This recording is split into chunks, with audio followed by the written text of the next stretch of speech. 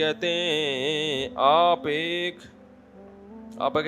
ایک viral clip video ہوا جس میں آپ یہ کہہ رہے ہیں کہ عید کا چاند نظر آنے کے بعد رونا دھونا منسوخ کر کے عید کی خوشی منانی چاہیے، جس میں اس بات سے اکثر بیشتر لوگوں کا اعتراض ہوا کہ مفتی صاحب نے رمضان کی بے ادبی کی اور ولدائے رمضان کی گستاخی کی۔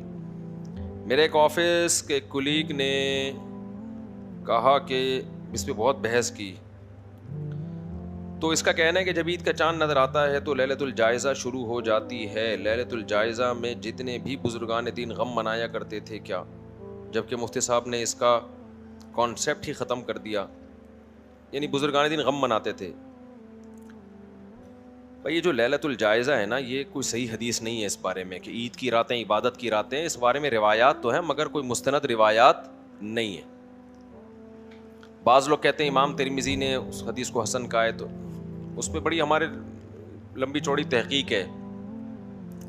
امام ترمذی بعض دفعہ تسامحاً ضعیف حدیث کو بھی حسن کہہ دیتے ہیں، تو امام ترمذی کے حسن یا صحیح کہنے کی بڑی ویلیو ہے، اس میں تو دو رائے نہیں ہے۔ ایسا نہیں کہ امام ترمذی کسی کو صحیح کہہ رہے ہو تو آپ کا ان کا صحیح اعتبار نہیں ہے، لیکن بعض دفعہ وہ دوسرے دلائل سے ثابت ہو جاتا ہے کہ یہ حدیث مضبوط نہیں ہے۔ تو یہ جو عیدین کی راتوں کی عبادت کا مسئلہ ہے نا، عیدین کی راتوں کی عبادت، اس میں اگرچہ بہت سے حضرات اس کے قائل ہیں کہ یہ عبادت کی راتیں ہیں، لیکن صحیح مضبوط بات اگر آپ دیکھنا چاہتے ہیں تو اس بارے میں کوئی مضبوط روایت نہیں ہے۔ اچھا، بعض لوگ کہتے ہیں فضائل میں ضعیف حدیثیں بھی چلتی ہیں۔ بالکل، فضائل میں ضعیف حدیث بیان کرنے میں کوئی حرج نہیں ہے، لیکن وہ فضیلت جو پہلے سے صحیح حدیث سے ثابت ہو۔ مثال کے طور پر فرض نماز کی فضیلت قرآن سے بھی ثابت اور حدیث سے بھی، تو اب اگر فرض نماز کی فضیلت میں کوئی ضعیف حدیث بھی بیان کر دی جائے تو کوئی حرج نہیں ہے، کیونکہ ایک عمل پہلے سے ثابت ہے۔ لیکن عید کی رات کو عبادت کی رات قرار دینا، یہ صرف اس کا فضائل سے تعلق نہیں بلکہ اس کا مسائل سے تعلق ہے کہ یہ رات عبادت کی ہے یا نہیں ہے۔ یہ ایک شرعی مسئلہ ہے۔ شرعی مسئلے کے ثبوت کے لیے مضبوط حدیث چاہیے۔ ایک بات تو یہ ہو گئی۔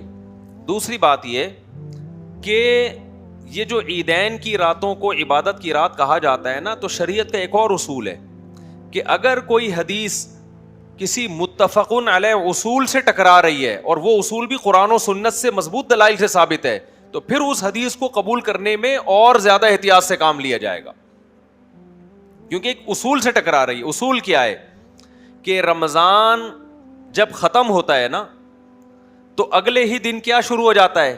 عید کا دن۔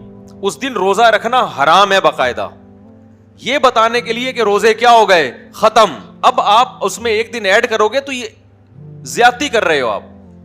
یہی وجہ ہے کہ نبی صلی اللہ علیہ وسلم عید کے دن نماز عید سے پہلے کچھ کھایا کرتے تھے، حالانکہ بقرعید میں نہیں کھاتے تھے۔ تو نماز عید سے پہلے کیوں کھا رہے ہیں؟ یہ بتانے کے لیے کہ آج ہمارا روزہ بولو نہیں۔ افطار کا وقت دیکھ لو نا، افطار تک کھانا حرام، جیسے ہی افطار کا وقت شروع ہو اب فوراً کھانا سنت ہے، اب دیر کرنا مکروہ ہے۔ کیوں بھائی؟ جب اللہ کی طرف سے پابندی، بھائی ریکارڈ کر رہے ہیں کیا؟ ایسا نہ ہو کہ پھر آدھے آ جاتے ہیں نا، پھر ایک تماشا بن جاتا ہے۔ تو اب فوراً جلدی کرنا ہے اس میں، یہ بتانے کے لیے کہ اللہ کی طرف سے پابندی اٹھ گئی۔ تو حدیثوں میں کثرت کے ساتھ صیام رمضان، قیام رمضان، صیام رمضان، قیام رمضان، صیام رمضان، قیام رمضان، اس سے پتا چلا جب صیام رمضان گیا تو قیام رمضان بھی گیا، یہ دونوں چیزیں ایک ساتھ گئیں۔ اس کا تقاضا یہ ہے کہ عید کی رات بھی آرام کی رات ہو، کیونکہ جو قیام آپ کنٹینیو کرتے رہے ہیں تو وہ قیام اب کیا ہو گیا؟ ختم۔ ایک منٹ بات تو مکمل کر لیتا میرے بھائی، بات تو مکمل۔ تو وہ سیام کے ساتھ، یعنی سیام روزوں کو کہتے ہیں نا، روزوں کے ساتھ قیام بھی کیا ہو گیا؟ ختم ہو گیا۔ تو یہ نہیں ہوتا کہ ایک چیز ختم ہوئی ہے دوسری ختم نہیں ہوئی، تو پورے لوازمات کے ساتھ رمضان گیا۔ اب عید کی رات اصولی طور پر تو ہونا یہ چاہیے کہ جیسے سیام رمضان میں عید کا روزہ حرام ہو جاتا ہے تو ایسے قیام بھی اب مکروہ ہو جائے، اصول کا تقاضا تو یہ ہونا چاہیے۔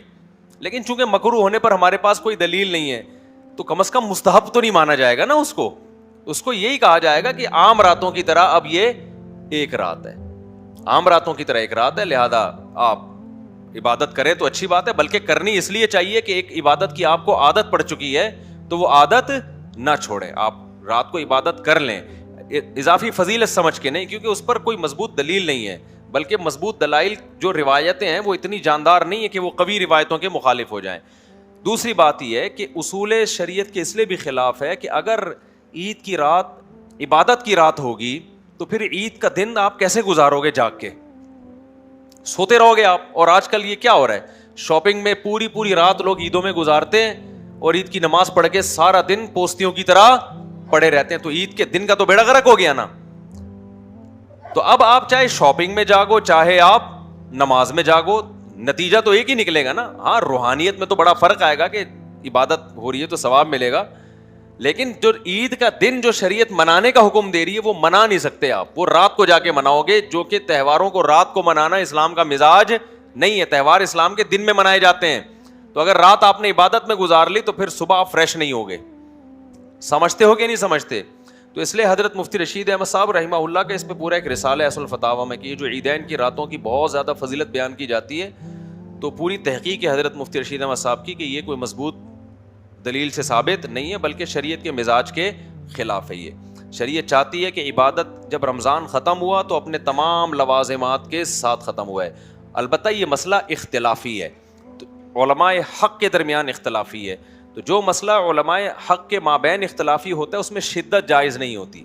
تو کوئی اس رات کو اگر عبادت کر رہا ہے تو اس کو بدعتی نہیں کہیں گے, کیونکہ روایات بہرحال موجود ہیں. ایسا نہیں کہہ سکتے اس کے قول کو کہ بالکل ہی کوئی حیثیت ہی نہیں ہے اس کی, تو روایات بہرحال موجود ہیں, اس کو بدعتی نہیں کہہ سکتے, اس کو گمراہ نہیں کہہ سکتے.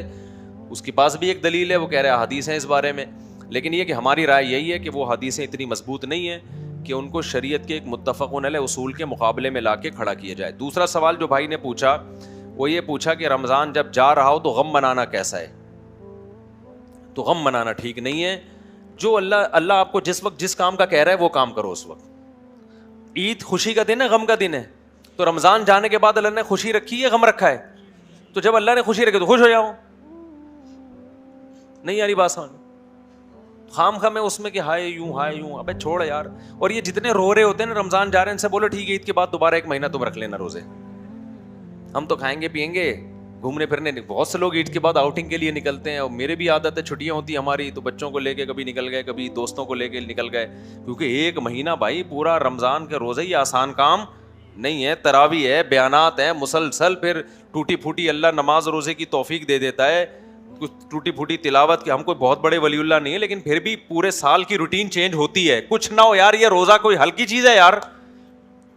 مجھے پورا مہینہ ہو گیا میں نے پٹھان ہوٹل کے پراٹھے نہیں کھائے,